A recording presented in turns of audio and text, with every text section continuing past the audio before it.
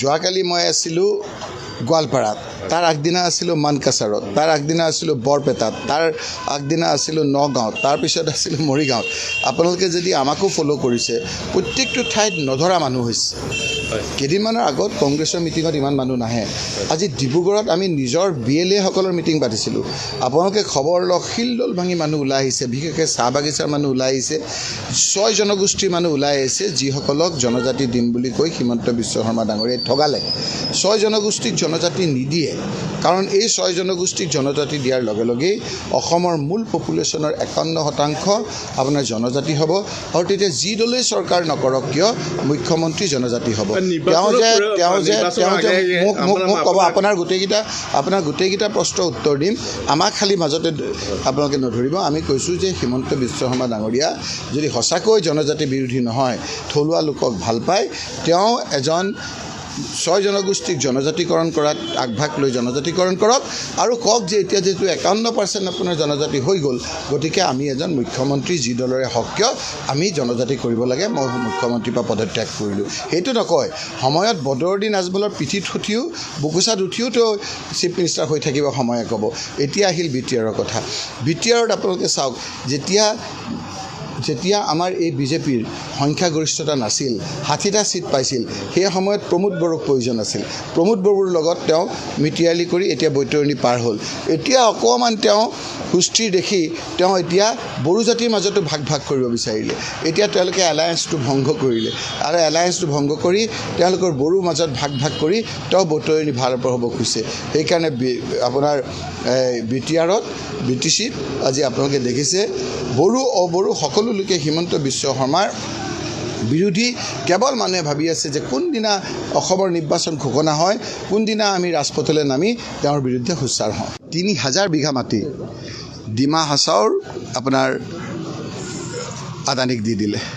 40,000 বিঘা মাটি, 1 বিঘা 2 বিঘা 3 বিঘা 4 বিঘা নহয়, 40,000 বিঘা মাটি কাৰ্বি আংলঙত আম্বানী আদানীকে চিমেণ্ট কোম্পানীক দি দিলে।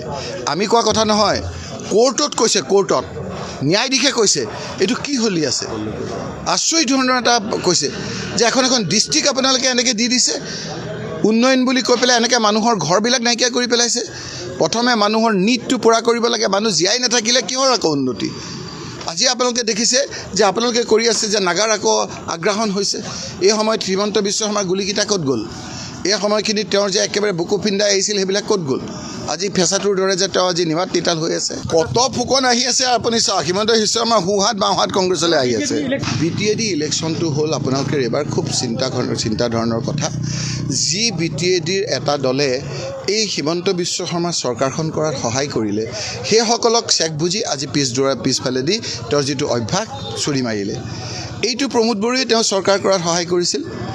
আজি সেই প্ৰমোদ বড়োক পিছফালেদি মাৰি আজি আপোনাৰ 2 বড়ো সম্প্ৰদায়ৰ মাজত তেওঁ বিভেদ আনিব বিচাৰিছে। সেইকাৰণে অবড়োসকলো আজি তেওঁৰ বিৰুদ্ধে গৈছে। গোটেই পৰিৱেশটো আজি অশান্তিময় এটা পৰিৱেশৰ সৃষ্টি কৰিছে। গতিকে এই কথাবিলাক ৰাইজে চাই আছে, ৰাইজে উচিত শিক্ষা দিব। আপোনালোকে পোৱা নাই নেকি আজি যে সেই মানুহজন যে বিজেপিৰ বুলি আপোনালোকে প্ৰচাৰ কৰি আছে, পাইছেনে নাই? যিজনে কৈছিল সেইজনে যে বিজেপি, সেই কথাটো যে আজি মিডিয়াত ওলাইছে, মইতো ভালকৈ নাজানো। কিমান ষড়যন্ত্ৰত চাওক বিপ্তত। তেওঁলোকে কইনাৰ বাপেক, তেওঁলোকে দৰাৰ বাপেক, তেওঁলোকে কৰিছে, তেওঁলোকে ধৰা পেলাইছে যে তেওঁ বিজেপিৰ এজন নেতা। তাৰপিছত এনেধৰণৰ একে ষড়যন্ত্ৰ ৰাইজে চাই আছে। এইবিলাক হ'ল যে বিপদকালে বিপৰীত বুদ্ধি, কি বিনাশকালে বিপৰীত বুদ্ধি। এজন সাংবাদিক, নিৰপেক্ষ সাংবাদিক গৌৰৱ গগৈ আজি হুচ্চাৰ হৈ বক্তৃতা দিছে ডিব্ৰুগড়ত। আৰু আপুনি যদি আজি বোকাঘাটত থিয় হৈ ৰঙাটো লৈ পেলাই যদি গৌৰৱ গগৈক আপোনালোকে নেদেখা ভাও জোৰে, ৰাইজে কিন্তু গৌৰৱ গগৈক দেখি আছে। গৌৰৱ গগৈ চাহটোকে আপোনাৰ সেইজনে বাঘটো দেখিছে, আৰু আপোনালোকে কৈছে গৌৰৱ গগৈ নীৰৱে আছে।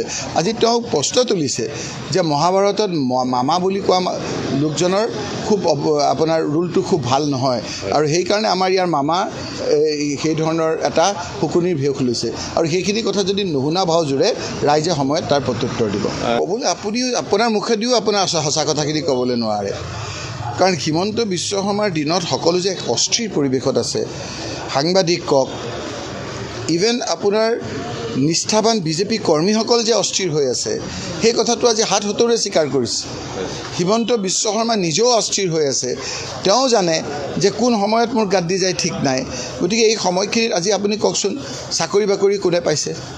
চাকৰি বাকৰি নোপোৱা মানুহবিলাকৰ ইলেকশ্যনৰ সময়ত তেওঁলোকৰ খুব ভোটৰ আকাৰ নল'ব নেকি? লাখপতি বাইদেউ যে কৈছিলে, আৰু লাখপতি বাইদেউ যিসকলে লাখ টকা পাব তেওঁলোকে বিজেপিত দিব, আৰু যিসকলে লাখপতি নাপায় কংগ্ৰেছক দিব। কথাটো খাটা সেইটোৱে ধৰণে হ'ব। আজি যিসকলক আপোনাৰ তেওঁলোকে জনজাতি দিম বুলি কৈছিলে 6 জনগোষ্ঠীক যদি দিছে তেওঁলোকৰ বিজেপিৰ ফালে যাব, আৰু যদি নাই দিয়া তাৰ বিপৰীত ফালে আহিব। গতিকে আপোনাৰ 100 এবুৰি সমস্যাই আমাক আগুৰি ধৰিছে, বস্তু বাহিনীৰ দামে আমাক আগুৰি ধৰিছে, ঘৰবিলাক নচলা হৈছে। সেইকাৰণে মুখ্যমন্ত্ৰী ডাঙৰীয়াই আমাৰ মনবিলাক বেলেগ ফালে ডাইভাৰ্ট কৰাৰ কাৰণে এক ষড়যন্ত্ৰ ৰচিছে। ৰাইজে এই বিষয়বিলাক দেখা পাইছে আৰু সময়লৈ অপেক্ষাত ৰখি আছে। উচ্ছেদতো আমি কৈ আছোঁ যে কোনখিনি উচ্ছেদৰ কথা কৈছে। আপোনাৰ ডিমা হাছাওৰখিনি 30,000 বিঘা আদানীক দি দিলে। ডিমা হাছাও 40,000 বিঘা মাটি কাৰ্বি আংলঙত দি দিলে। বিভিন্ন ঠাইত লখিমপুৰৰ কথা কওক, বিভিন্ন ঠাইত আজি তেওঁ আদানীটো নহয়েই, আদানী বুলি এনেই কওঁ, আদানীৰ পিতেকক দেখিলে তেওঁ অস্থিৰ হৈ যায়। গতিকে এই কথাবিলাক আজি ধৰা পেলাইছে, ৰাইজৰ চকুত ধৰিছে। এইকাৰণে ধৰিছে যে তেওঁ যিবিলাক ইলেকশ্যনৰ সময়ত কথা দিছিল সেইবিলাক কাৰ্যত পৰিণত কৰিব পৰা নাই। সেইকাৰণে মানুহৰ মন অন্যফালে ঢাল খুৱাবৰ কাৰণে এইবিলাক যে কৰি আছে ৰাইজে দেখি আছে। সময়ত ক'ব 6 জনগোষ্ঠীৰ মানুহে ক'ব যে আমাক ঠগালে, আমি আপোনাৰ লগত নাই। দেৱদুৱাসকলে ক'ব যে আমাক চাকৰি বাকৰি দিয়া নাই, আমি আপোনালোকৰ লগত নাই। লাখপতি বাইদেৱে ক'ব যে আমাক বহুত মিটিঙত আপোনালোকে চুচৰাই নিলে, কিন্তু এতিয়া আমাক এগৰাকীকো লাখপতি নিদিলে, আমি আপোনালোকৰ লগত নাই। বাপেকে ক'ব যে মই ঘৰ চলাব নোৱাৰা হৈছোঁ, আজি আপোনালোকৰ লগত নাই। মাকে ক'ব মোৰ ঘৰখন অন্ধকাৰ, মোৰ ল'ৰা ছোৱালীৰ অন্ধকাৰ দেখিছে, আপোনালোকৰ লগত নাই।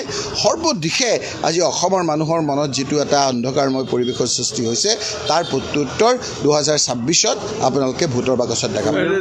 যে উৰিয়ামঘাটত যিটো হ'ল, এতিয়া নাগা আহি আমাৰ ঘৰত সোমাই গ'ল, হয় নহয়, উলিয়াব পৰা নাই। এতিয়া আপুনি মুখ্যমন্ত্ৰীকে সুধিব লাগে। এই যে ৰঙা চকু দেখায়, এই যে আপোনাৰ যে বিভিন্ন ধৰণেৰে গুলি মাৰিম বুলি কয়, এই সময়খিনিত তেওঁৰ গুলিবিলাক ক'ত গ'ল? এই সময়খিনিত তেওঁ বাঘ হৈ যে জঁপিয়াম বুলি কৈছিল সেই কথাবিলাক ক'ত গ'ল? এতিয়া তেওঁ একেবাৰে ফেঁচাটোৰ দৰে আজি মৌন হৈ আছে।